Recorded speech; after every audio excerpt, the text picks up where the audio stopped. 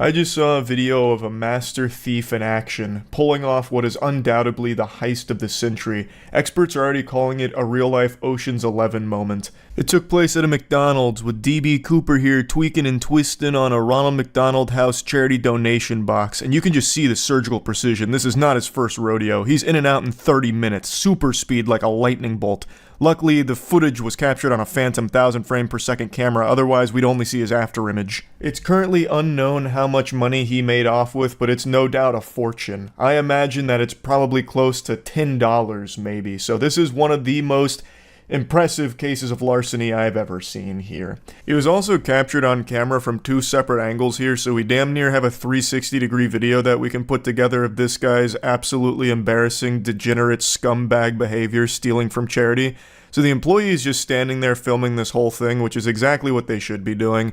Intervening in something like this is very dangerous to the employees, so I know they're trained not to, and this should easily lead to identifying and arresting this man. I can see every goddamn fucking strained muscle in his face as he's cranking on this, so surely someone knows him and will report him. So Robin Hood here is stealing from those in need to give to the local crack dealer.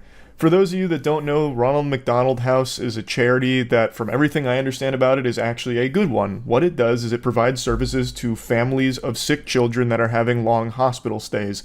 So they have things like places for them to sleep, where they can just go and sleep for free while their children are undergoing treatment at specialized hospitals, so they don't have to pay for hotels or anything like that. And from everything I know, they just provide a lot of really good services to families of sick children that are in the hospital.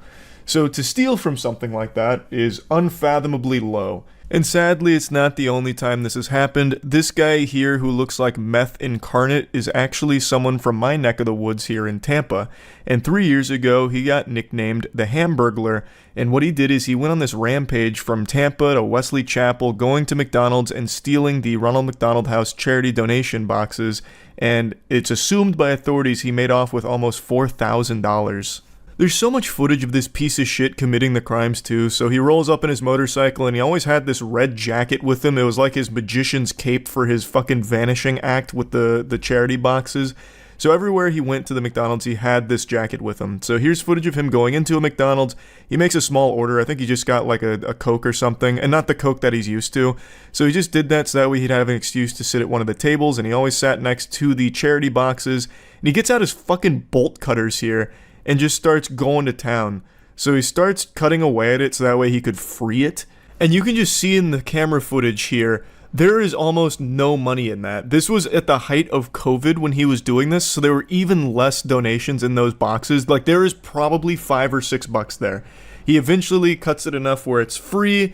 He throws on his backpack, he leans over to, I don't know, tap it on the ass or something. I actually don't know what he does right here, but he does one little maneuver there, gets up, he gets his red jacket out, and then here comes the big finale. He fiddles with his wiener a little bit there for some reason, maybe getting a semi-chub from all this adrenaline stealing from charity, and then bingo, bango, bongo, jacket over the box, and then he just lifts it off and walks out.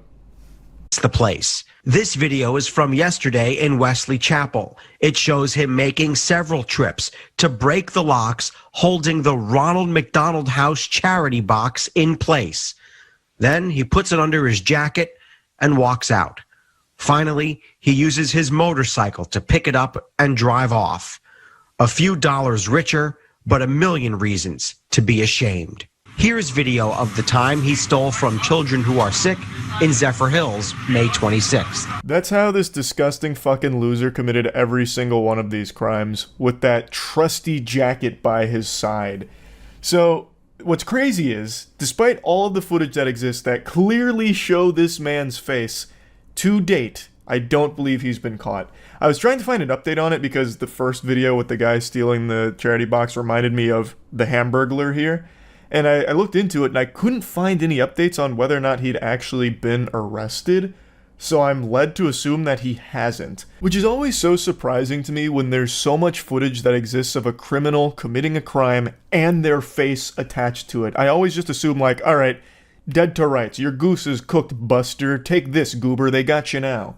But in reality, that's just not how it works. It's not like these are blurry videos or anything. It's not like Sasquatch photos. You can clearly see the guy's face.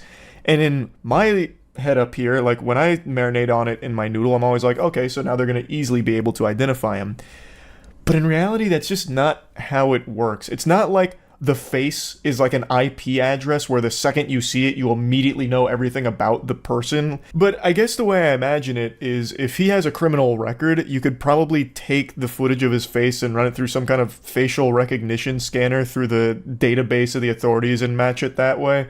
But if he doesn't, if he's somehow squeaky clean, there's not a whole lot they could do with it, I guess. So I imagine in cases like this, you'd have to rely on people helping you identify them, because when this came out, the authorities were making posts like on Facebook and stuff saying like, hey, we need help identifying this individual who's been stealing the Ronald McDonald House charity boxes. If you know anything, if you know him, please contact us to anonymously tip us off with who this is. And I guess there's just not many people that know this guy. I imagine his closest friends are the rats at the dumpster at the Walmart he passes out at every night after shooting up. So there probably just weren't a lot of people who recognized him. Thus, I guess he's been able to get away with it, unless there's an update I missed, but I went to like the 3rd or 4th page of Google, which is, that's fucking forsaken territory right there. That's a barren wasteland going that deep. And I was reading through a ton of articles looking for some kind of update on this guy, and I couldn't find it, so maybe I missed it, or maybe he just really did get away with it, which is such a fucking shame. This dude's still out there on his motorcycle, cranking his hog after stealing all of that money from children and families in need. What a fucking scumbag. This guy and the first guy who stole the charity box absolutely deserve to be thrown in the slammer, obviously. And I just wanted to talk about this a little bit because I saw that video when a buddy of mine sent it, and it immediately reminded me of this previous case. It's also clearly not desperate people in need of money that are stealing these charity boxes. Like, this guy was riding around on a fucking motorcycle, and from what I can tell, a pretty expensive motorcycle at that. So yeah, just terrible pieces of shit. That's really about it. So yeah. Yes, I know the quality of the webcam is less than stellar. It looks like the footage from The Dark Knight when the Joker is like selfieing himself as he's torturing a guy. I know it doesn't look great. It's highly pixelated, looking like PlayStation 1 graphics, Charles here, but it is what it is. It's the only webcam that I have, and I really want to talk about something since I can't sleep, which has become all too common. It's extremely late right now. It's 3 a.m. I gotta get up at 7 a.m. and I didn't sleep last night and I'm not sleeping tonight. Insomnia is absolutely beating my cheeks in and it's making me mad. But the only thing that makes me more upset than not being able to sleep is porch pirates. And that's what we're here to talk about.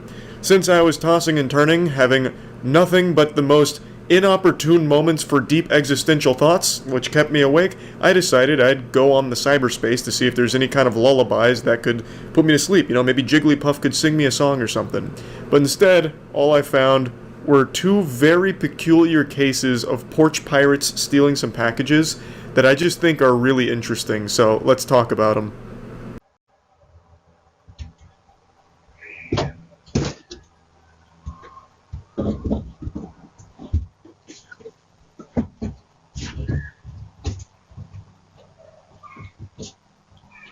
You know that trope that exists in anime and other fiction where the villain is super smart with like the most creative and most galaxy brain scheme imaginable?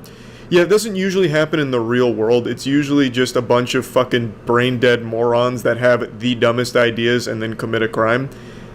But not in this case. We finally have a rare unicorn here with a turbo genius criminal. So, they wanted to steal a package, but they didn't want their identity to be compromised because most people have Ring doorbells or something similar in this day and age. So, how do you get around this? They don't have the mask technology that Mission Impossible does or anything, so they had to get creative.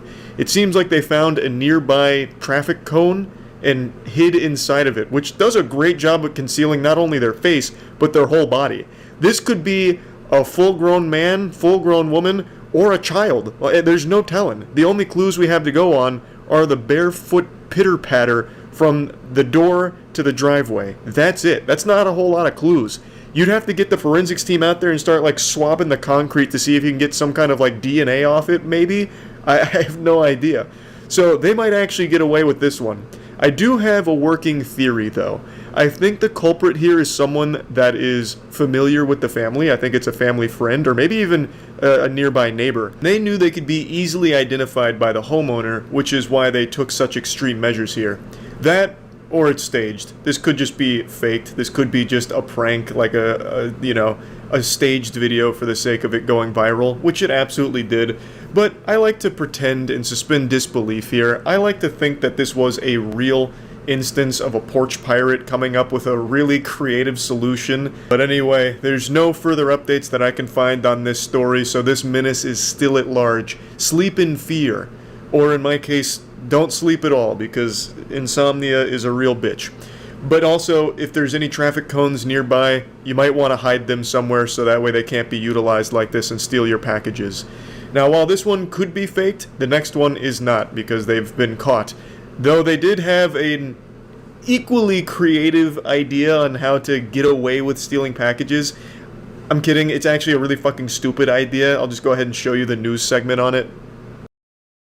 Dash driver arrested. Police say she was caught on camera instead of taking. Take a look here. Police say Juliana Sagaram stole a package, as you see right there, from a Manhasset home last month. Video shows a woman walking up to the doorstep on Highland Terrace holding a brown paper bag there, and police telling us it was a Chipotle order she was supposed to deliver nearby. Neighbors say this is unbelievable. So Juliana's plan was simple and also not super effective because she didn't get away with it. There were a lot of holes in this scheme. It wasn't exactly a bulletproof plan. While doing food delivery, she decided to take this package here, and I guess her whole idea was if she's in the middle of a food delivery, no one would think twice about her going up to the front of a house, and then she could make a getaway with the package without anyone stopping her. So it seems the whole idea was to avoid suspicion by having a good cover story. No, I'm not here to steal packages. I'm here to deliver food. You're out of order. You lost your marbles. But she failed to account for modern technology, where most people have like Ring doorbells now or anything that records video outside their home, because of the rising problem of porch pirates. So it didn't do anything to prevent the authorities from seeing who she was. And I guess really she just wanted to make sure no one would like interfere with her plan. But I don't know how common that is. Like, I don't feel like there's a ton of people that recognize when a porch pirate is striking, because they usually run up, grab it, and run away. There's not a whole lot of time for someone to fucking swoop in and stop them, unless of course she's doing this in Gotham City and Batman happened to be nearby in the neighborhood. Like, I just don't think that is really commonplace. So overall, Buddy with the traffic cone over his head actually had a more effective strategy than she did. But anyway, I just wanted to talk about these because they were super silly. They both came up with pretty creative plans on how to be a scumbag, and one of them so far has got away with it. The other one is at least facing charges, so that's good that she's, been caught. And I guess we'll see if the traffic cone supervillain pops out of hiding at some point again in the future. But anyway, that's about it. So yeah. You know that wild feeling where you take notice of something and then you start seeing it everywhere soon after? For example, you're driving around on the road and your little peepers catch a glimpse of a unique blue car and you're like, man, that's a really interesting color for a car. I don't see that very often anymore. And then you'll drive like a block up the road and then all of a sudden there's like 8 blue cars that come out of nowhere, it seems, and it's like, damn, now I'm trapped in an alternate dimension where there's only blue cars. How did this happen? I just saw one for the first time in a long time a block ago. There's actually a word for that. It's called the frequency illusion, or the Bader-Meinhof phenomenon.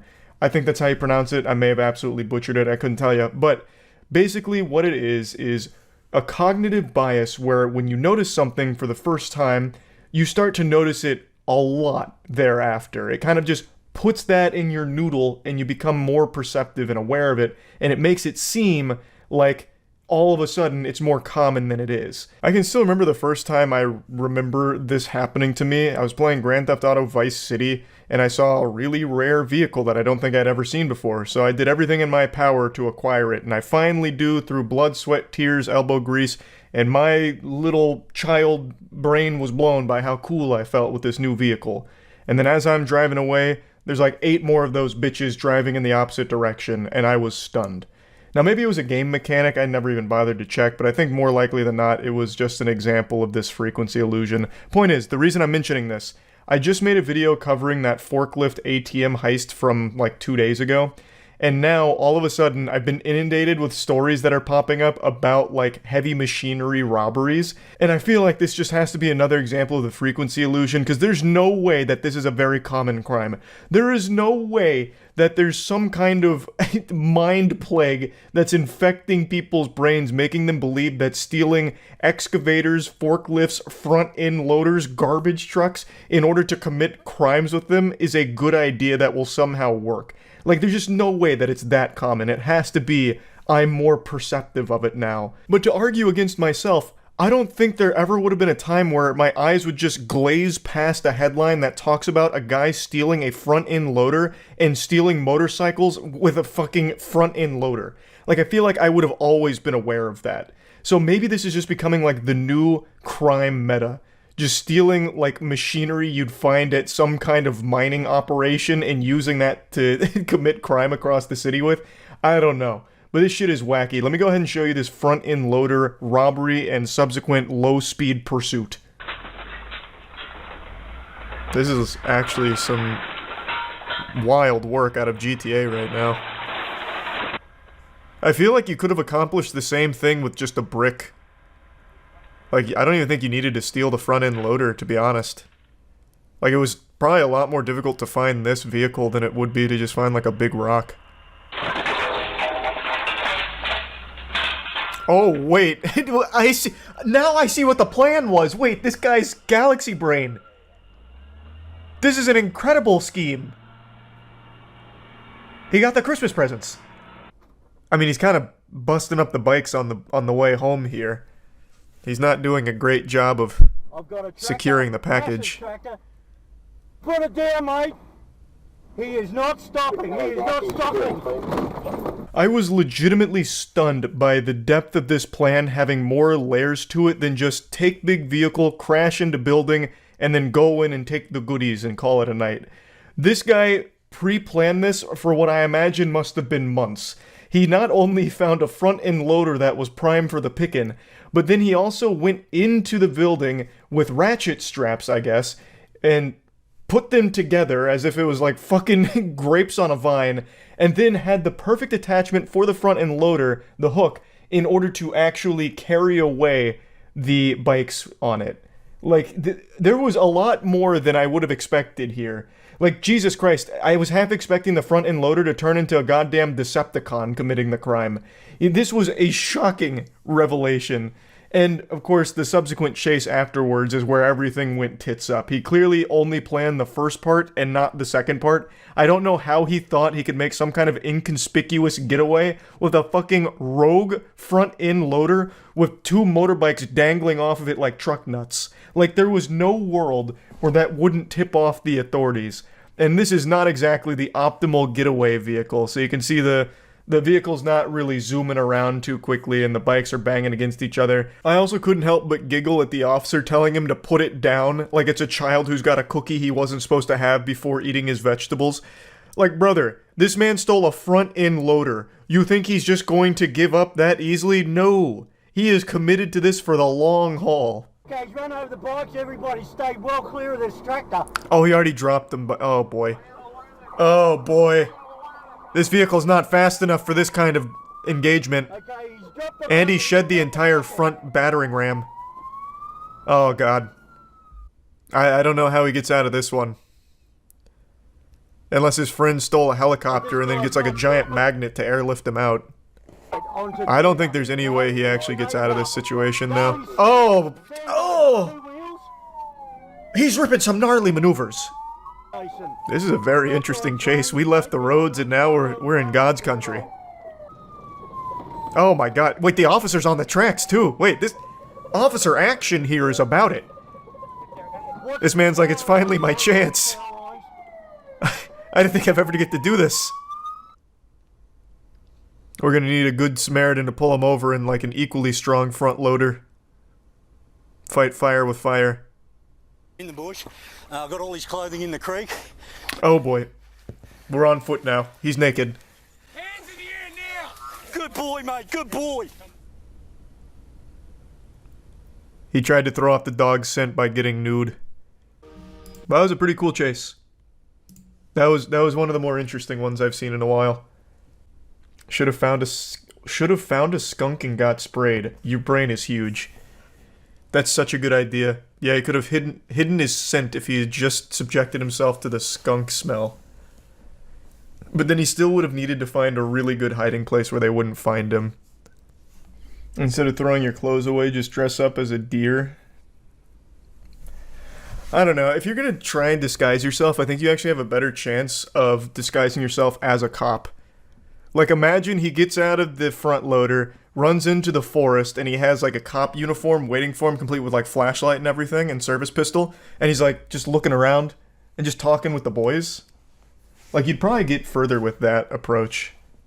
They finally caught him, but this man was operating on, like, demon mode here. He hatched a nefarious plot with the front-end loader, and he tried to see it through, but he didn't quite have what it takes.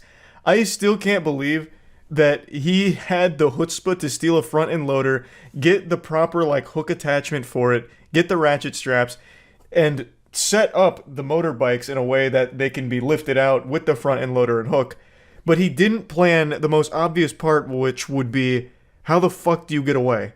He had no plan for that. All he did was start just driving down public roads and then was, like, shocked that the cops somehow got on his tail. I don't understand. And this is, like, as I mentioned in the very beginning, this feels like it's being more common, with stealing things like excavators and forklifts and all that to commit wild crime.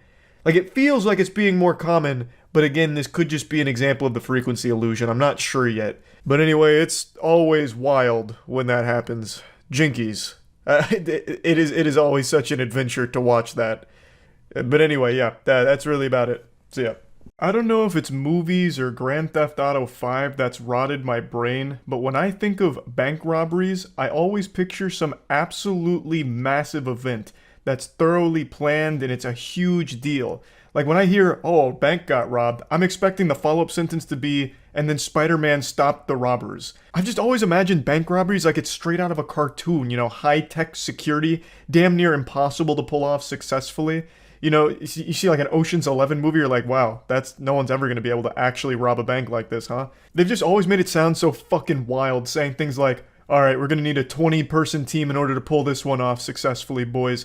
The target is a 15-inch thick steel titanium concrete vault door that's protected by a retina scanner and biological deposit box for fingernail clippings, and it'll only accept it from the head honcho of the bank. You also have to sing the fast part to Eminem's Rap God, and if you fuck up a single lyric, the alarm sounds and the FBI is swarming within 30 seconds. It's also protected by a moat with 45 crocodiles inside and 24/7 security, and they're all ex-Navy SEALs. We're gonna have to be in and out within 5 seconds. The job is simple. You know, like, and my tiny reptile brain hears all this and I'm like, wow. Well, no one's ever going to be able to actually rob a bank, huh? For some reason, I've just been under the assumption that banks in the real world have similar security protocol. Obviously, not with like all the sci-fi security protocols like infrared laser beams everywhere that you have to dodge. I've just been under the assumption that they're highly protected and robbing them is still extremely difficult. But in reality, that's just not the case. Bank robberies happen all the time and they are nothing like they are in the movies. I want to show you a recent bank robbery that happened in Orlando. This is about a week old. You have to see this to believe it. Yeah, that's right. Your eyes aren't playing tricks on you. The alleged bank robber is Mr. Incredible himself. This dude threw on the Incredibles t-shirt, popped on the shades, and said, "It's showtime." And this was a successful robbery, by the way. I'll explain his method in just a moment, but here's the security camera footage showcasing the culprit. And he got away with it for now. He wasn't caught. He's still at large. So if you do recognize that man, make sure to call that Crime Stoppers hotline. Now you're probably scratching your head wondering to yourself, where was the robbery? Charles, you forgot to show the climax. You didn't show where he actually robbed them. But you're wrong. You just witnessed the robbery. That was the entire operation. The extent of his plan was to go into the bank and ask for the money. So he demanded money from the teller and they gave it to him and he walked out. That's how that bank robbery went. He didn't flash any weapons. I haven't read any reports about him making threatening remarks or anything like that. They just explained that he demanded money from the teller, which he received, and then fled the scene. Now, the use of the word demanding in the reports leaves a lot of wiggle room for what could have been said or done from the guy to get the money. You know, maybe he went in there and was threatening the employees or seemed to just be like this menace. Maybe he treated it like a Call of Duty Xbox Live lobby and got real loud, vocal, screaming, this and that. And I have always said it's never worth risking your life for the business you work at, you know? If someone comes in there and they're saying, you know, empty the register, you're gonna get it, bub, it's best just to comply. What's the point in risking life and limb for the business you work at? It's simply not worth it. Plus, insurance covers all of it for the business anyway. So it's just, you really shouldn't be like willing to die for your job, I would say. So I have no ill will towards the teller here who did give this guy the money. I just find it super interesting that this is the technique that was used for a successful bank robbery. Just going up and asking for the money. It doesn't seem like he did anything beyond that. His plan was as simple as it gets. Can I have some more of that cash?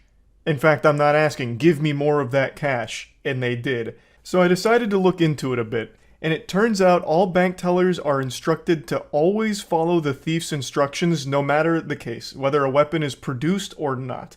If there is a thief there demanding money, it is the bank teller's responsibility to follow it. They're instructed to follow along no matter what because their safety is of paramount importance. So that caught me by surprise because I wasn't sure. I knew bank tellers always had to go along with like someone who shows a weapon or something. Like they're not going to try and, you know, make a holdout and challenge them to a fist fight in order to disarm them or anything. I just thought like they had to produce like a weapon or some kind of threat or like reasonable showcase that they're going to cause a problem. I didn't realize that if they even just hinted at wanting to rob them, that they had to follow along. So that was a little surprising to me, but it makes complete sense, and I completely agree with that ruling as well. However, I still think this guy's planning is lackluster, to say the least. He didn't even make an attempt to conceal his face. The closest thing he has to a disguise is just some sunglasses he picked up at the gas station, probably on the way to the bank. Now, I don't want to undersell the importance of his wardrobe pick for the day. I think the Incredibles shirt really sealed the deal. There's a good chance this crashes and burns if he's wearing just like a normal Abercrombie & Fitch shirt or something, but he threw on the Incredibles shirt. That right there adds like a +10 to intimidation. They didn't know who they were fucking with, and they weren't taking any chances. So he got away with it for now. He's managed to elude authorities, as I understand it. So overall, just like a really goofy, wild story that I happened to stumble across today and just wanted to share with all of you. This is not at all how I imagined bank robberies going in the real world. I very rarely have ever read about any in the real world, aside from like the big ones where there's getaway cars, like massive police chases, shootouts. You know, I haven't heard of any like this, so I just found it to be pretty interesting. That's about it. So yeah. Meet the man who stole $1.4 billion with a screwdriver. I mean, he looks pretty proud of himself. I would be too, to be honest. It's pretty creative. This is a small museum with only a handful of guests visiting each day, and the security guard has just seen two of them, a man and a woman, walk briskly out of the front door. The guard sprints outside and catches sight of the couple getting into a car, and, sure enough, the museum's missing painting is sitting on the back seat. That was easy, As case luck would closed. have it, the museum happens to be situated opposite a police station, and soon enough the thieves are in custody. But at the subsequent trial, it's clear the man is extremely remorseful. It was he who took the painting, a spur-of-the-moment decision he deeply regrets. Since the man's criminal record is clean, he's released with a suspended sentence, What? serving no jail time. Nice. Nobody knew Good it work. at the time, but the Swiss authorities had just let the greatest art thief in history slip through their fingers. This is the remarkable story of Nice. Stefan Breitwieser, a Hey, Frenchman Stefan. who stole almost $1.5 billion worth of art. To put that number into perspective, if Yeah, you were no one to don sell your it to. best cat They're not burglar's gonna outfit launder now money and through nick him. the 3 most expensive paintings ever sold at auction: Leonardo da Vinci's Salvador Mundi, $450 million, Wilhelm de Kooning's Interchange, $300 million, and Cézanne's The Card Players, $250 million, you would still need to pilfer another $500 million worth of art to surpass Stefan Breitwieser's record. The sheer volume of art Stefan stole is genuinely almost unbelievable. Thanks, you But give some perhaps res. even more unbelievable is what he did with it all after he'd stolen it. He ruined it for I'm getting fun. ahead of myself. For now, it's probably best if I start at the beginning. And I like bet all that good son of a bitch stories, stole my this socks one too. starts with cheese. Yeah. Sort of. In March 1995, Stefan Breitwieser was visiting Gruyère's, the Swiss town that gave its name to a kind of cheese you've almost certainly enjoyed if you've ever tucked into a traditional Swiss fondue. But Stefan wasn't in town Can't say I for have. malt and dairy products. Thanks, Prime Josh. Along with his new girlfriend, Anne-Catherine Kleinklaus, Stefan had his heart set on seeing Makes me so Gruyère's renegade. medieval castle, specifically its collection of exquisite art. As the couple strolled through the ancient corridors, one piece in particular caught Stefan's eye. A portrait by German painter Christian Wilhelm Dietrich. Staring at the painting, Stefan experienced one of those weird urges that we all have from time to time. A brief and intense desire to do something we really shouldn't. Something like jumping off a bridge, tripping up a passing pensioner, or What? stealing a painting. By the way, don't feel bad if you occasionally fancy downing an OAP. These kinds of inappropriate urges are so common, they actually have a name: cacoephes. For most people, That's a cool cacoephes name. last Cool a couple name. of milliseconds, but Stefan's lingered. So much so that he mentioned it to that new girlfriend of his. Now, I'd suggest that admitting you're tempted to commit a serious felony to your new Tinder date is usually a good way to earn yourself the in-person equivalent of a swipe left. But, to Stefan's surprise, his new girlfriend was all for it. The castle was basically deserted. Apparently all the tourists were off eating fondue, and all Stefan had to do was remove the painting from its frame, slip the canvas into his rucksack, and walk. Well, that's easy. They were just asking for it to be stolen. He did them a favor. But an international art crime career, the likes of which the world had never before seen, had just begun. Thanks, Risa Binder. Because, over the course of the following 6 years, Stefan completed a grand total of 230 Jesus Christ. art heists at 172 galleries in at least 7 different countries. An art Sounds like there's no isn't security, typically so I know regarded exactly as a how he did it. steady long-term career choice. Sooner or later, Thanks to Prime you're either Outlaw. going to There's get some caught Samster. or make so much cash that you can retire to your own private island in Micronesia. If you're picturing grand heists with True Ocean's cooking. 11 style planning and huge teams of specialists, you're dead wrong. There were no carefully or orchestrated distractions, no detailed museum schematics, and no jaunts through conveniently positioned air vents. In fact, these heists weren't even committed at night. They took place during opening hours and Yeah, often people with probably police just saw and him security steal. guards in the very same room. But all were almost laughably basic, pretty much involving waiting till nobody was looking and then simply picking up whatever he fancied and walking out the front door. Paintings would be Yep, slipped that from sounds about frames right. and hidden under a loose-fitting coat. And display cases were opened with a screwdriver one twist at a time over the space of 20 minutes or so. The most high-tech And piece of nobody equipment saw this Stefan owned in was an old 172 telescopic galleries? radio antenna, 172 which he used galleries, to no one saw him do prop this? any inconveniently placed CCTV cameras into facing away from whatever it was he was about. And nobody to saw steal. this? It's hard to believe that's all it took for Stefan to pilfer close to $1.5 billion worth of loot. What? But these basic tricks were so effective, he was often able to steal from the same museum multiple times in the space of just a few weeks. I should point out that estimates as to the exact value of the artwork Stefan stole vary. But the figure most commonly quoted is the one I mentioned earlier, $1.4 billion. According to the my New York God. Times, it might have been as much as 1.9 billion. And if that upper limit is correct, How in the as of fuck? 2001, when this remarkable crime spree came to an abrupt end, Stefan Breitwieser, art thief, would have been amongst the top 250 richest people on the planet. But he has no one to sell it to. Not that you'd have known it from looking at him. In fact, to the outside world, Stefan and Anne-Catherine, now his long-term girlfriend, appeared to be stone cold broke. kitchen. No, you dog's can't body, sell the paintings. Whilst Anne Catherine. All this was in shitty this. art is just used for money was laundering. So short that Stefan's mother No one's gonna often helped the launder couple money out through with Stefan. food and petrol money. Was this apparent poverty some kind of front then? A Gus from Breaking Bad style cover story to hide their immense wealth from the outside world? Stefan and Anne Catherine appeared close to destitute because that's exactly what they were. Despite having stolen well over $1 billion worth of fine art. How did they not catch him by seeing who pushed the camera? That's what I want to know. And not because they'd blown their riches on boats and hoes either.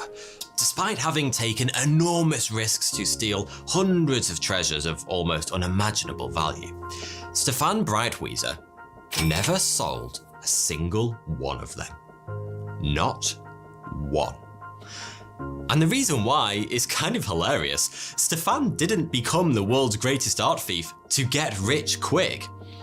He did so because he loved art. Instead of selling the pieces he stole, he kept them in the apartment he shared with Anne Catherine, simply to have the pleasure of owning and admiring them. Just print it out on Google. In question was in the attic of Stefan's mother's house in the What the city fuck is of the point? Mulhouse, France. The couple were so poor they couldn't afford to rent.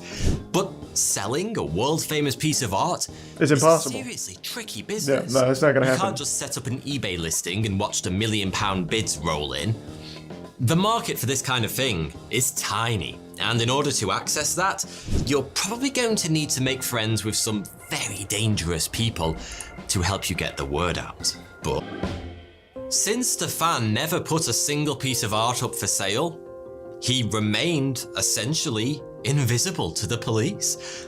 If they didn't catch him in the act of stealing, they weren't going to catch him in the act of pushing a camera away while on camera. Unusual that the police had basically no idea who or what they were dealing with. Their best guess was that some kind of highly professional international cartel was behind the crimes. Far more But in embarrassing. reality, they were utterly stumped. Stefan simply couldn't stop, and it was only a matter of time before something went wrong. Someone opened their The item eyes. that eventually ended his reign of art-based terror was, of all things, a bugle. At the start of this video, I mentioned that Stefan had been caught stealing a painting in Lucerne back in 1997. He'd gotten away with little more than a slap on the wrist at the time, but during the process of being booked, he'd had his fingerprints taken. From that moment on, he'd been careful to wear gloves during his thefts, to ensure he never left behind any prints that could be matched to his earlier arrest. Oh, and by the way, just to make things even spicier, this bugle happened to be located in the Richard Wagner Museum in, of all places, Lucerne, the very same city he'd been caught Aww. the first time. Stefan. I told you this man had balls of legend. So it was decided that Anne Catherine should be the one to Oh, erase the prints. Jesus Christ. But this was a risky job, and Stefan decided to travel with her for a bit of moral support. As This Anne guy's Catherine entered the outrageously museum, dumb, it's Stefan crazy. took a walk around the grounds to distract himself from worrying. Unfortunately for him, he was recognized by a man who'd seen him at the museum on the day of the theft. The police were called, and Stefan soon found himself being arrested for a second time. To begin with, he wasn't unduly concerned. After all, he'd been caught before and gotten away with it. All he had to do was convince the police he was a remorseful first offender. And at first, that little ruse seemed to be effective. But then, something changed. The officers holding Stefan stopped engaging with him, and the sympathy his remorseful idiot routine had earned him evaporated overnight. Stefan started to fear the worst, and with good reason. Someone in the department had uncovered the report from the previous theft in Lucerne. And as a result, the police were no longer viewing him as an opportunist who'd snapped the bugle on impulse, but as a potential serial The arm. dumbest thief of all A few time. weeks after the arrest, Swiss police secured an international search warrant, allowing them to enter Stefan's attic apartment in Mulhouse. You know, the one containing $1.5 billion worth of stolen art. It's safe to say that as the team of officers arrived to carry out the search, none of them were prepared for what they would find inside Stefan's modest home. Which was nothing. No works of art lining the walls, no antiques, no priceless jewelry, not even a bugle. No, I haven't read Just anything or watched a anything on it bare yet. apartment, much like Chat any mentioned it other. once, though. Wait, what? On witnessing her boyfriend being apprehended by the police at the Wagner Museum in Lucerne, Anne-Catherine had immediately realized the dangers and sprung into action, driving back home and alerting the one person every man can rely on when shit really hits the fan: his mother. And Mrs. Breitweiser had outdone herself. Over the course of several days, she'd gathered up every single piece of art her son had ever stolen, packed it all up into her car, and gotten it the hell out of there. Anything that sank ended up in a nearby canal. And the paintings, those centuries-old priceless works of art, were burnt to ashes. Holy as shit. part of what may very well have been the most expensive private bonfire in history. The last few odds and ends were That's unceremoniously dumped in a nearby forest. Had the Rhone-Rhine Canal been just a little deeper, Stefan Breitweiser might once again have slipped through the fingers of the justice system. But it wasn't to be. Hikers spotted a curious twinkle from the depths of the canal about a week after the haul had been dumped. And the rest is history. That's fucking Police crazy. frogmen were called in to dredge the waterway, and close to 100 treasures from Stefan's mighty hoard were fished out and catalogued. Of course, at this point, the authorities had no idea how all that stuff had actually ended up in the canal. But one of the officers holding Stefan in Switzerland got wind of the find, and on a True whim, story. decided to see if he could link the treasures to his bugle thief. After all, they'd been found not too far from his home city. During an interrogation, the officers showed Stefan a picture of one of the artifacts recovered from the canal. Stefan had no idea what his mother had been up to since his arrest. And so, on seeing an image of one of his most prized possessions in the hands of the police, he reached the obvious conclusion: they'd searched his apartment and found his hoard. The game was up. Stefan promptly confessed to having stolen the piece, matter-of-factly explaining when and where he'd taken it.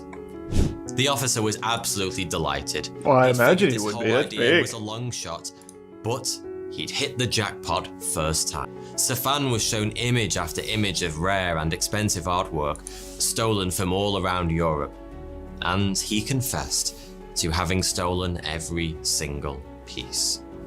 Never in their wildest dreams had the Swiss police thought that this one man could have possibly taken everything they dredged out of the canal. Well, why are they believing him? He could be Like, covering all on for the his other own. people. And yet, quite clearly, he had. So, what punishment does a man receive for recent dunk. stealing over $1 billion worth of art? Hands chopped off at the wrists, tongue drawn and quartered, guillotine to the face?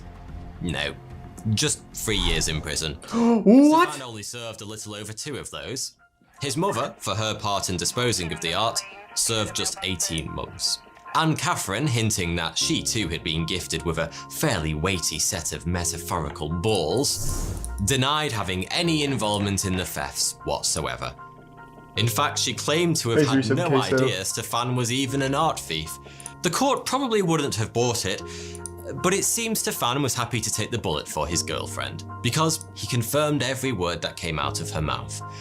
Anne-Catherine was sentenced to 6 months for receiving stolen goods, but she only spent a single night behind bars. Oh my god. It doesn't end quite there either, because it turns out prison did absolutely nothing to reform Stefan Breitweiser. In 2011, police found more than 30 works of art stashed in his house. Stolen, naturally. Just sell He it, was sentenced to Stefan. over 3 years behind bars. Jesus. And in 2019, he was arrested once again for trying to sell a paperweight stolen from a museum in San Luis on eBay. Thank you. At least you tried to Anyway, sell no, it this he got time. sloppy. But hey, sloppy or not, Stefan Breitweiser remains quite possibly the greatest art thief to have ever. No, he's more the dumbest thief to ever exist, I would say. Do you really? He just chose the right target. Like, he's perhaps one of the dumbest thieves I've ever heard of. He just went to the right places. All he did was take the fucking art off of the wall when no one was looking at him. That's like something you do as a child when you take a cookie out of the jar when your mom leaves the room. No one else thought of it like he did? Yeah, because it's so stupid. But I guess, to be fair, if you've ever been to an art museum, I've only been to one actual one. I went to the Salvador Dali Museum when I was a kid. There's no security. There is only cameras. And his strategy was just push the camera, and I guess they just never checked the cameras to see if it got pushed. So I guess just by pushing it and then waiting, you could just take anything from any art museum ever. Steal a painting. I kind of want to now. It seems like it's no punishment. That was pretty interesting. Probably not in America. Well, true, yeah, probably not in America. You can go to jail for like 10 years if you steal something that costs $500 from like a gas station. He would love NFTs. Yeah, he's still like trapped in this archaic way of stealing art. He really should just steal NFTs at this point. It'd save him a lot of trouble. And there's no consequence. Godslap NFT win. Unironically, a great fucking idea. Just called Godslap an NFT. And then you get those fucking dumb brainwashed idiots that praise things like the Red Ape family and just spend millions on it for no reason just because it says it's an NFT.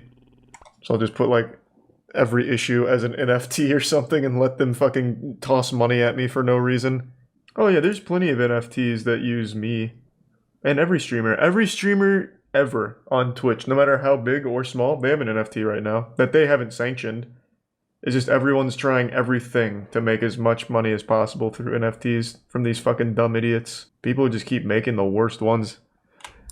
One of those big ape-themed ones just disappeared from the internet with almost 3 mil. Which one? Oh, alright. I think I'm gonna call it a night. I'm getting tired. The new Jubilee video.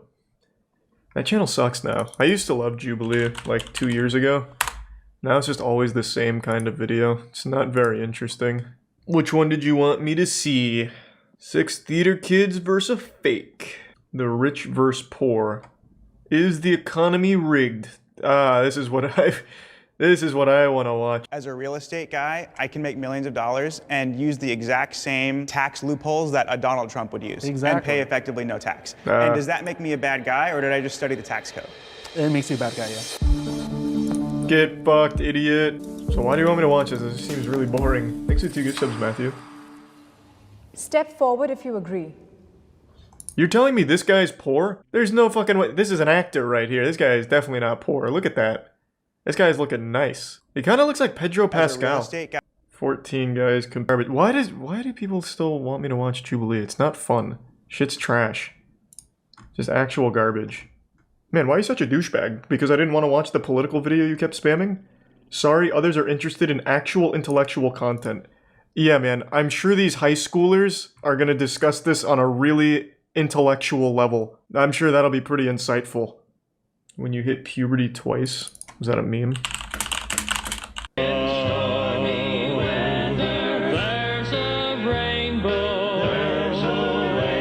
Man, this sounds wonderful.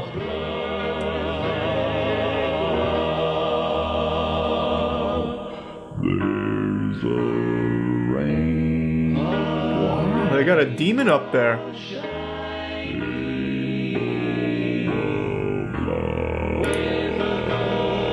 God damn, that guy's awesome. Where is he? It's this guy?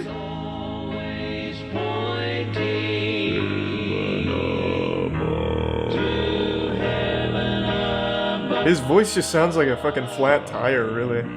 That's awesome. Corpse? Yeah, a little bit.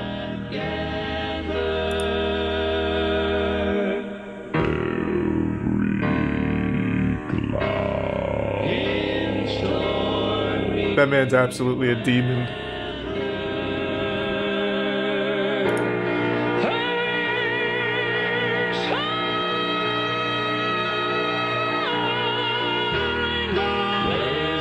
Man, this quartet is fantastic.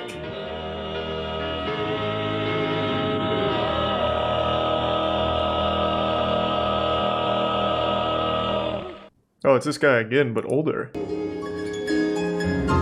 Lord will be my God. Boo! His normal voice isn't that low. I'm a gonna walk.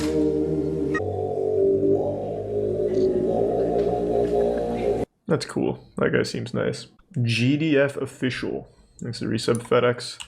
Alright. Is this just your channel? What is this? These are just TikToks. But, well, I mean, we're here anyway. Let's go. What's up, guys? Today I'm eating birria tacos. Ever heard of them? Well, maybe you have, but I bet you've never heard of the first 9/11. After being elected president of Chile on September 4th, 1970, Salvador Allende was a dead man. U.S. President Richard Nixon and his national security advisor Henry Kissinger immediately began staging their coup. On September 11th, 1973, their wish was granted. Tanks fired while they rolled down the boulevards toward the presidential palace as fighter jets blew up government buildings. 24 rockets would be fired into the presidential palace. All of this while U.S. naval ships sat offshore and U.S. Air Force patrolled the skies, watching their plan unfold. Salvador Allende's lifeless body would be taken out of the presidential palace in a stretcher. The country was now in the hands of General Augusto Pinochet, and upon seizing control, he had over 1,000 people immediately liquidated and thrown into mass graves. Roughly 13,000 Man, what a bad guy. were arrested, thrown into trucks, and imprisoned. Many would be taken to football stadiums in Santiago and put in locker rooms transformed into torture chambers. Pinochet would send his general Sergio Arellano Stark on a helicopter mission known as the Caravan of Death, where he would fly from prison to prison with his roaming death squad. Didn't Chile just get like a 35-year-old president Thousands of these prisoners would who likes become Deftones? disappear, where people would simply vanish without a trace. With families holding on to hope that their loved ones were still alive, they would never be seen again. By the end of it, 80,000 people would be imprisoned, and more than 3,000 perished. That was pretty insightful. Those tacos must have slapped, though. All that from a birria taco. Goddamn. Every time you see a robbery in a movie or something, it's always super impressive. They'll have like these incredibly well laid out plans, full-blown Ocean's 11 type shit where they'll have like a getaway driver, 15 aerospace engineers on standby just in case they need them. They'll have like Jimmy Neutron in the lab cook up some crazy device to break into the big vault for millions of dollars, and it just always seems like, damn, you have to be a galaxy brain, 10-digit IQ mastermind in order to be a professional criminal. But then when you watch like a heist or a robbery in the real world, it's nothing like the movies most of the time. The plans are laid out in crayon 3 seconds before executing them. They're not looking at building blueprints. They turn their brain off and just go fucking wacky. They get Insano style. So, like, they'll just run in there, like, grab, like, 5 things and then just, like, shuffle out the door, and that's the extent of it, and then they get caught 5 minutes later. And today I saw a robbery that I think is probably one of the worst ones ever recorded. It is just, I feel bad for the guy. Like, watching him rob it is agonizing because it's so incredibly slow. This dude robbed a Little Caesars in like -5 times speed. I felt like I was watching an NFL replay while watching this man try and rob the cash register. They filmed him for over 1 minute and 30 seconds. He just sat there trying to rob them.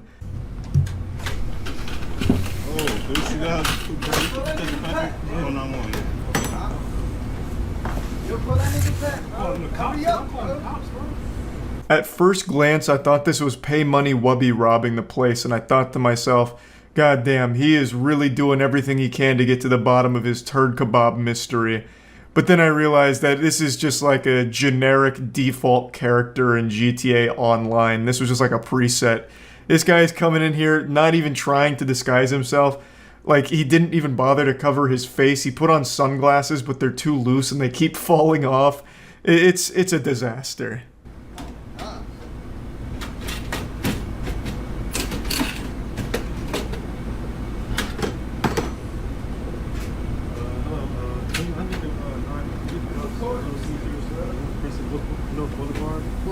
It's like robbery ASMR. He's not talking, the employees are just kind of making fun of him. It's just like they're roasting him. No one's taking him seriously. It's so unbelievably goofy. And the thought process here to rob a Little Caesars, bro, the pizzas are $5. How much money do you possibly think you can get from the cash register? He was better off just taking the whole register and trying to sell that. He would have made more money that way. He's going through this whole song and dance prying open the cash register, but he probably would have made more money just standing outside making balloon animals for people that came into the Little Caesars. He would have got more in tips than he did out of this register. It is $5 pizzas. I don't know what he was expecting. He hasn't exactly hit fucking Fort Knox here. It's Little Caesars. $5 pies. Like, I think he maybe got $20. Maybe.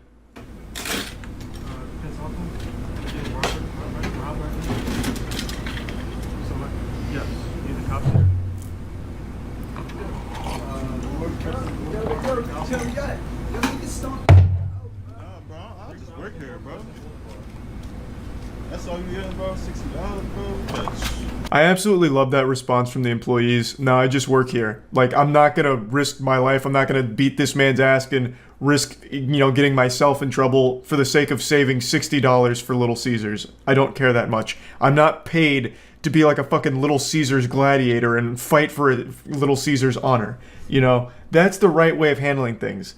Just the employees like, all right, you're robbing it? Okay, I'm not gonna stop you. I'll just call the police, which they do. And then they just sit here and record all of it for evidence. And this man just keeps flashing the camera with his whole goddamn face. They did the absolute perfect thing here in this situation. Take that whole shit. Let me get some here. Yo, this nigga really just sitting here, bro.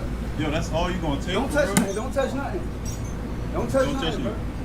Don't touch nothing. No fingerprints, huh? Yes. Yes. This is where it gets so good. So this guy with all 3 brain cells and every neuron in that goddamn barren wasteland of a head starts firing, and he's like, oh my god, I left my fingerprints at the scene. I know what happens next. I've watched CSI Miami. So he goes back in and tries to wipe down the register, as if the fingerprints are the main concern here, even though he's flashed his whole face with no sunglasses to the camera like 8 times by now. And he's doing all of this in the slowest speed imaginable. He's entered cruise control. It's like there's so much evidence here, and the one thing he's concerned about is fingerprints. So he goes in and tries to clean the scene. Very thorough job too, but greed gets the best of him. He became gluttonous, so he goes in for more money, leaving more prints.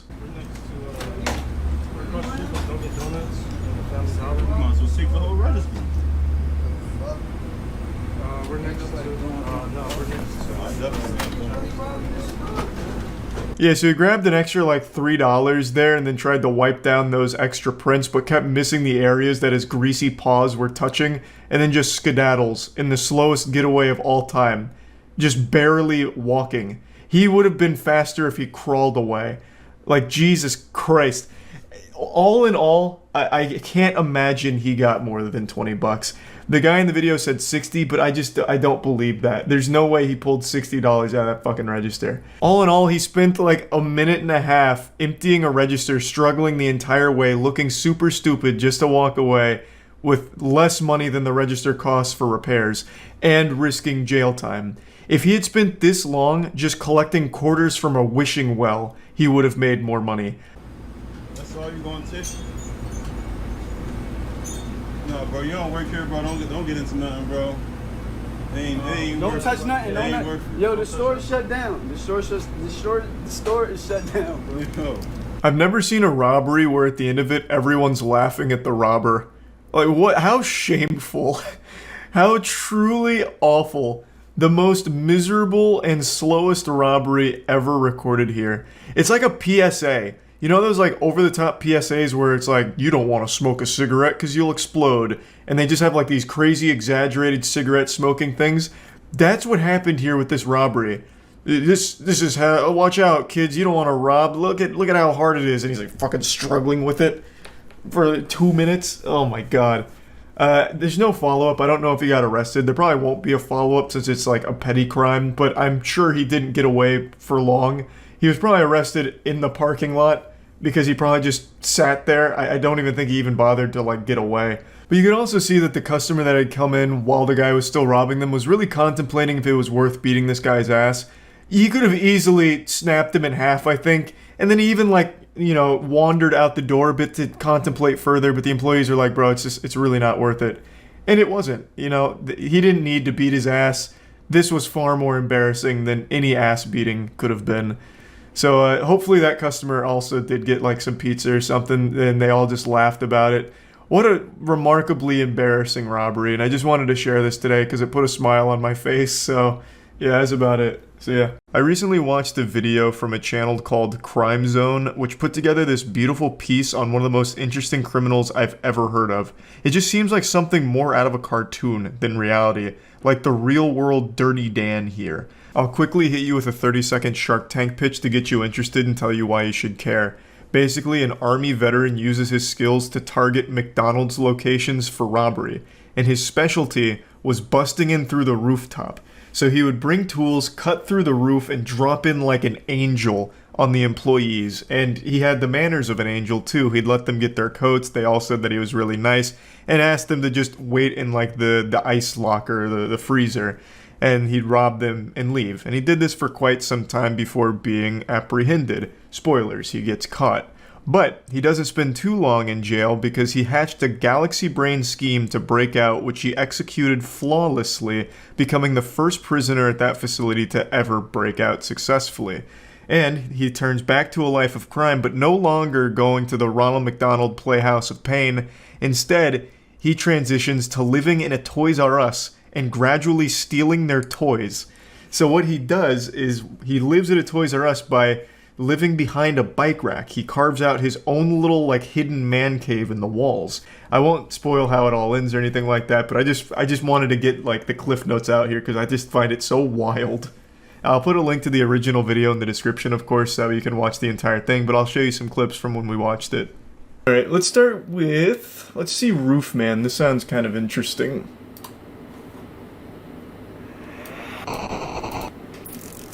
I do love criminals that hide in attics and shit. Nigel and Luke here, and welcome to Crime Zone. Unbeknownst Quick question, is there still a massive breakfast rush for McDonald's? I remember when I was a kid that was the shit, but I feel like McDonald's has just such steep competition these days for the breakfast slot. Do we have any like big McDonald's breakfast enthusiasts here? Because near me it's kind of just like no one cares anymore. Overwhelmingly yes. Wow. I just think the McDonald's breakfast has really fallen off. It's like Netflix stock, but for food. Once he had the cash, the masked robber walked all of the employees into the cooler where they were locked inside.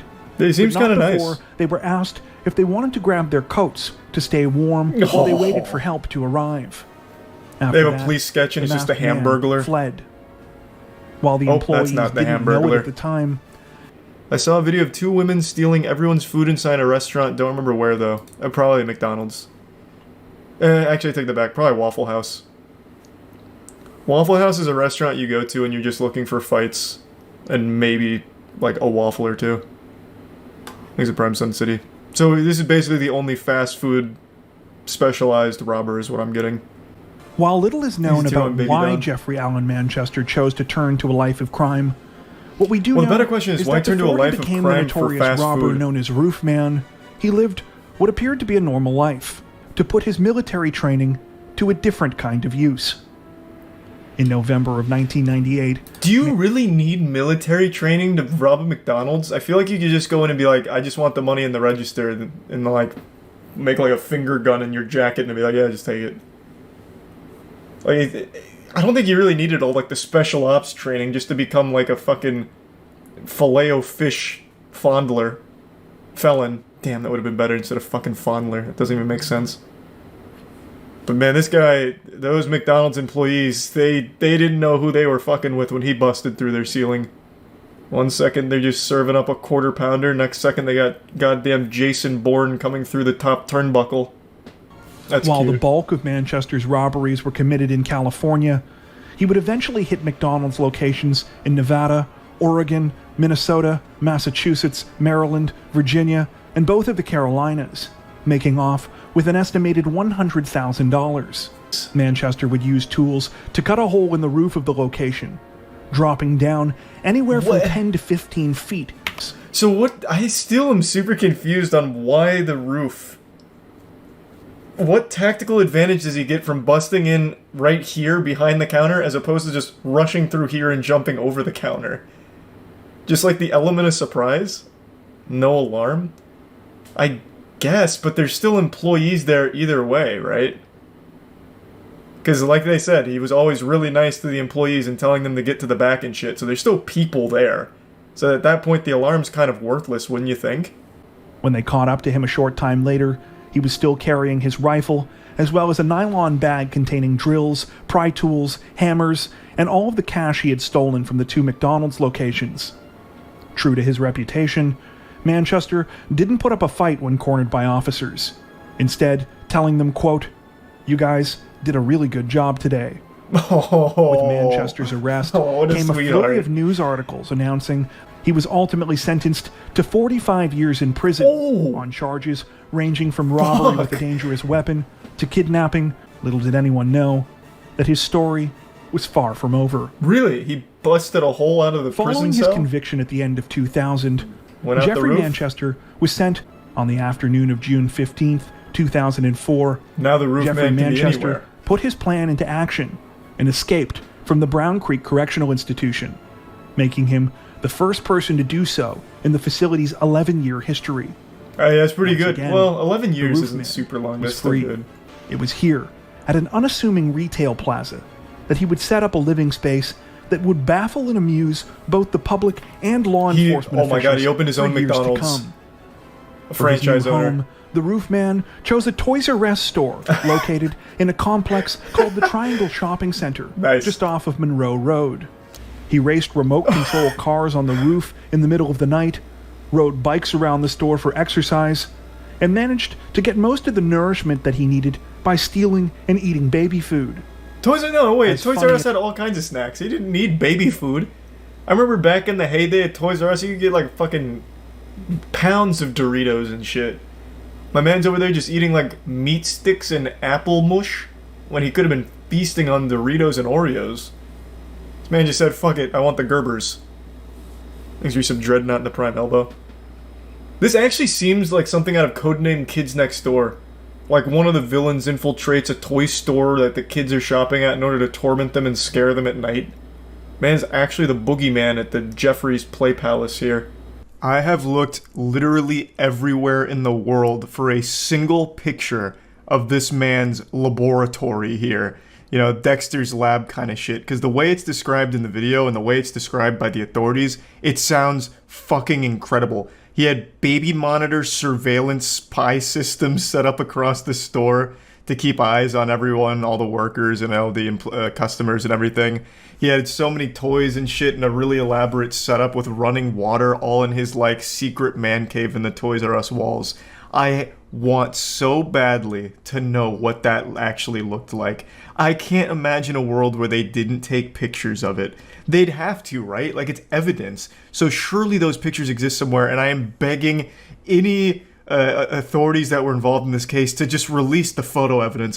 Let us see it. Let us just take a gander. I have to know what his little secret lair looked like here in this Toys R Us, because it must have been so fucking cool.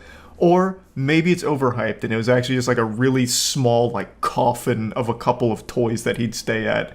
Who knows? But it just sounds so impressive and I would love to know what it looks like. But unfortunately, I can't find a single picture of it anywhere. I can't even find like a single like artistic interpretation of it from anyone from the scene. Nothing. But I know those pictures have to have existed. So I hope someday they surface. And when the holiday season rolled around, no one donated more to the congregation's toy drive than he did. Of course, these toys were actually all stolen from the store where the Roofman was hiding who's out. gonna miss the toys though, huh? It was during this time that he realized he could tunnel directly through the store's wall into the adjacent unit, which just so happened to be an abandoned Circuit City. This time, maybe this guy is responsible for Toys R Us and Circuit City going under. After they found out that this man was living in their walls for, it's been almost a year, I think now.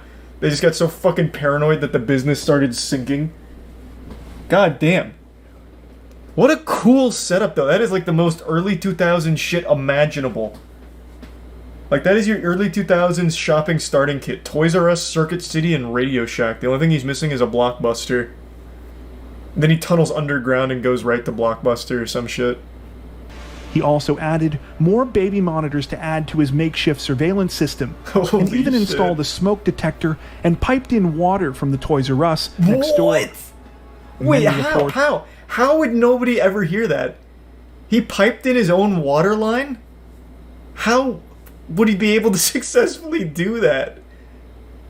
It's not the hardest thing in the world to do that, I guess, if you tee off of an already existing line, but still, I feel like you'd absolutely hear that, because you have to like drill into the walls and shit, and you have to tee off that pipe. That's kind of crazy. Yeah, I mean, I guess just doing it like in the dead of night without anyone being around, you'd probably never notice. In order to continue to travel between the Toys R Us and the Circuit City as he pleased, Manchester left the tunnel between the two units intact. I bet so many kids saw him behind the bike rack and just got scared and didn't say anything. In with the walls on both sides. On December 26th, he decided it was time to pull off the big robbery that he had been planning. Unfortunately for the roof man, when he tried to pull off the crime, things did not go according to plan. Similar to the 2000 robbery in Belmont, when he held up the Toys R Us, employees were able to contact police sooner than he anticipated. Manchester responded by punching her, stealing her gun, and running away. That's aggressive. Amazingly, he used to be so nice. The roof man seemed cornered. He managed to escape through his trapdoors undetected. It's unclear whether or not he returned to the hideout within the Circuit City, identified him as the man who had been going by the name John Zorin, and were shocked to discover who he really was. In a bid to cover his tracks, Manchester burned down a dentist office where he had gotten his teeth fixed while on the run. How does that... He worried that police would be able to find his dental records there. Okay. This had the opposite effect of what he intended. Prison really changed and only made investigators more suspicious. Manchester showed up, believing he would be able to see his girlfriend one last time before continuing his life on the run. He arrived with flowers, but was arrested by waiting officers before he could make it inside the apartment. Manchester is currently incarcerated at the Central Prison in Raleigh, where his projected release date is December 4th, 2036. Do you know of any other cases like this that you think we should check out? What a cool story. Tell us about them in the comments section below. Thank you for watching. That prison is 5 minutes from my house. Bro, you might want to move just in case the roof man gets out. He'll start living in your walls. Sleep in fear, man. Sleep in fear. See, someone just stole $1 million in olive oil. What's the point in stealing that much in things? In things like that. The way I asked that sounded like a child. Why would someone take something that's not theirs?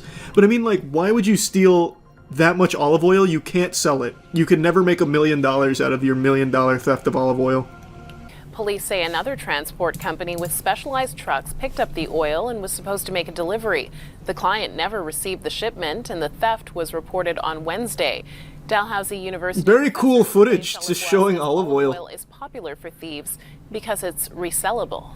With cheese and olive oil, well, it's a middle ground sort of product. It is expensive, but not that expensive. What? Is there like an olive oil black market I don't know about? There's what?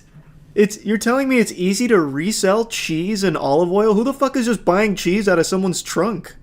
Restaurants? Well, I mean, obviously restaurants would be the main clientele, but I just don't think you'd be buying olive oil from like Shady Goober who's selling you olive oil out of their dad's F-150. Like what? You'd probably just go to like the actual olive oil broker. There's a huge black market for oil and spices. What? All right, I'm gonna look into this. I'm gonna get some boots on the ground here. Why? It can't be that much cheaper, right? Like, think economies of scale. You buy $1 million worth of olive oil from, I don't know, fucking Yoakum & Sons. I don't know who sells olive oil like that. But you buy it from Yoakum & Sons. Like, they're the gold standard of olive oil. You probably get a huge deal. Like, all that olive oil, you probably get a great deal on, as opposed to going to the guy that stole it, who's trying to turn that olive oil theft into, like, the exact amount it's worth. You're probably paying more from that guy than you would be just getting it from the actual source. The fakes, the frauds, the scams, how to tell if your olive oil is the real deal. The olive oil industry is rife with fraud. I think this is just like about brands that are faking that their olive oil is virgin or something. This is an interesting headline. The shocking truth about Italian olive oil and the mafia. If you steal it, you can rebrand it and call it homemade olive oil. The thief isn't buying the olive oil, so making any money is good, doesn't even need to be marked up. That's true, I guess. I don't know why you would buy just from, like, a dude. Like, just a guy. That could just be contaminated. Holy shit, in 2024, some thieves in Houston stole $2.5 million worth of olive oil. Is not exactly the first thing that comes to mind when you think of large-scale theft. This is common. Houston company says slick thieves stole olive oil worth more than $2.5 million. Jason Miles is live outside the warehouse. My God, he went straight to P. Diddy's house too, I bet. Oh, the culprit, he's holding it right there. 672 bottles of olive oil make up a pallet. 290 pallets. 290 pallets. How many bottles is that? That's crazy, man. That's so crazy. Every pallet has 672 bottles. That's more than $2.5 million worth of olive oil that was likely trucked out by more than a dozen tractor trailers. And get this, I'm told the company that operated this warehouse is now out of business and conveniently did not have working surveillance cameras at the time. Oh! That is all part of the... An inside job. Wait, this was their exit strategy. We're gonna steal $2.5 million worth of premium olive oil and sell it for half the price and run our business into the ground. It's genius. At a premium around the world, partly because of a drought in Spain where so many olive trees grow. Reporting live on the east side, Jason Miles. What a fascinating market. Something of value, olive oil, can become a target too. Jason, thank you. I don't know why he said it like that, but I guess so. Wait, man. If you got some olive oil in your house, it's sitting on gold, I guess. So the most recent one is the $1 million stolen from the trucking company. That's what started us down this path. Then there's the $2.5 million one last year. Some guy asked a question on Quora, why are thieves stealing olive oil instead of gold? Probably because it's easier to get your hands on some pallets of olive oil than it is to get your hands on fucking gold. Like, what are you gonna do, break into Fort Knox? Like, Jesus, Junior, get off the web. It's a stupid question. My question is, why olive oil over any other target? I bet at one point you've unknowingly bought stolen olive oil, and it's going to keep me up at night knowing that. Also, you know what? Actually, I fucking doubt it. You think Publix is buying from the thieves? I don't think so. I got a lot of trust in Publix. Piggly Wiggly, maybe, but not Publix. Thanks, Resubzoot. Hey, glad you're liking the soap, Zoot. Maybe at some point, but right now it's just the body soap. It's not just olive oil. Apparently someone stole 100,000 eggs, which are now considered a luxury due to bird flu. We did go over that one a little bit. See, that I can understand a little bit more. That one I do actually get to a certain extent. Egg thieves, like egg thievery, that's happened quite a bit. There was also like the 60-year-old dudes who made off with like 400 grand worth of eggs a few years ago. We talked about that on stream. So like eggs, oh, I know, we've been there, done that. Olive oil though, I don't know, just to me it doesn't sound smart. Also, it seems like stealing olive oil is a new thing.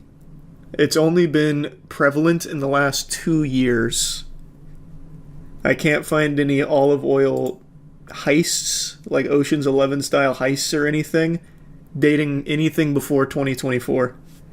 So that was a big... Nope, never mind. Spanish police seize 74 tons of stolen olives among soaring prices. That's 2023, but that's not olive oil. That's just directly olives. It also looks like they were just transporting it in the backseat of their fucking car like a clown.